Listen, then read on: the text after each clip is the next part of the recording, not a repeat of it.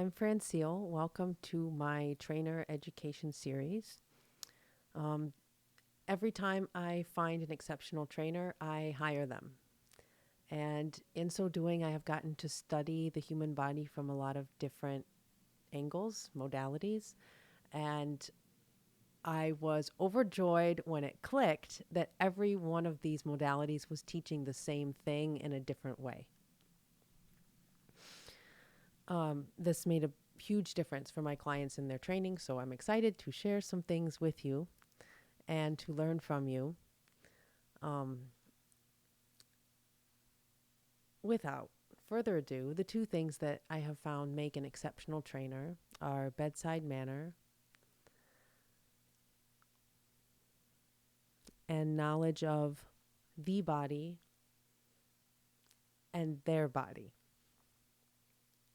Let's address bedside manner first. I know this is a medical term, but I consider training to be healthcare. And I encourage trainers to take their work seriously as such.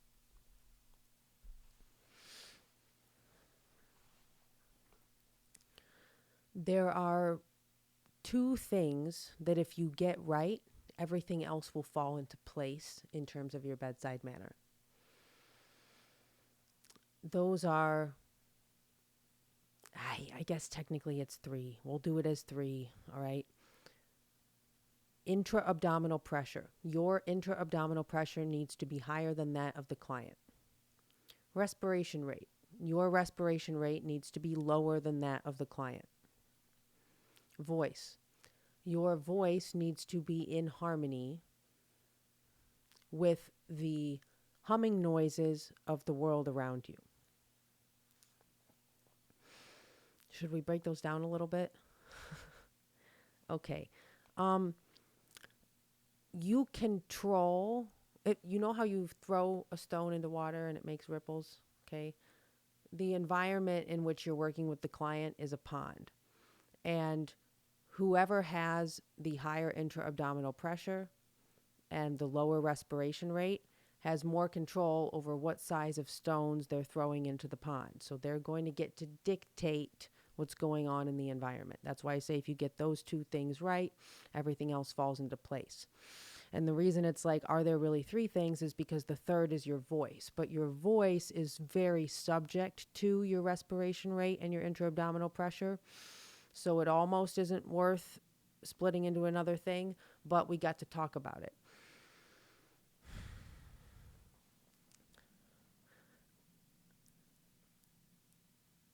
When you genuinely want to serve someone, the tone of your voice will be pleasing.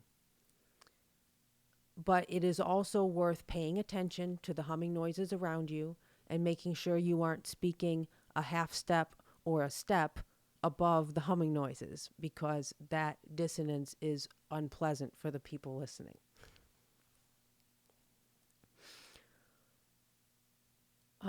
Another thing that really plays into bedside manner is touch.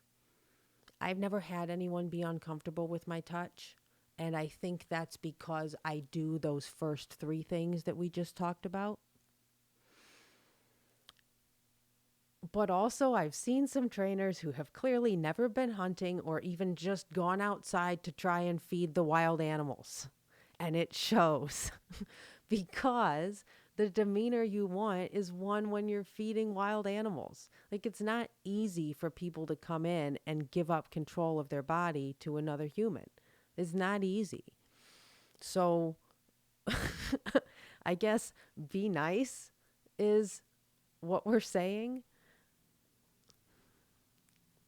meaning you have to have done everything you ask the client to do. You have to have done it 5,000 times. You have to know exactly how it feels, every piece of it. And you have to know how it feels in their shoes. I am known to train with a lot of weight strapped to me because I'm trying to emulate what movements feel like for people who are heavier. I need to understand. Okay, which brings us to the second thing that makes an exceptional trainer, which is knowledge of the body versus their body. Knowledge of the body is driven by a deep curiosity. It's the person who will learn the 10,000 things, which is a huge advantage to you as the client, because then you only have to learn the things that you need to know right when you need to know them. This all being said, knowledge of their body and their personal practice is what's going to build their database of cues, both touch and verbal. And those are the most important thing we have, because especially in this advent of AI, a little short caveat, I used ChatGPT 5 last night to create programming for increasing hip mobility so that I can sit in lotus pose as a yoga instructor. It's not something that I've ever been able to do. I have made a lot of progress over the last few years, and the functional range content made a big difference. But I went to ChatGPT 5 and said, this is how I want to be able to sit. And it created programming for me that looked like one of the functional range instructors had done it. Terminology, time blocks, progressions, regressions. Frankly, I was blown away. So you can get the programming anywhere now. That means that the execution in person, your cues in person, how fast you can get the client to feel the thing in their body. What does that mean? You have to have done the thing 5,000 times, 5,000 different ways. Okay. So an exceptional trainer will have a physique that has manifested as a result of the repetitions. That's just how it is. Now, some of the best trainers, meaning highest volume that I've seen, don't have the most impressive physiques, and they are truly exceptional trainers. But you can still tell that they train, okay? So, that being said, that covers the two things I think make an exceptional trainer.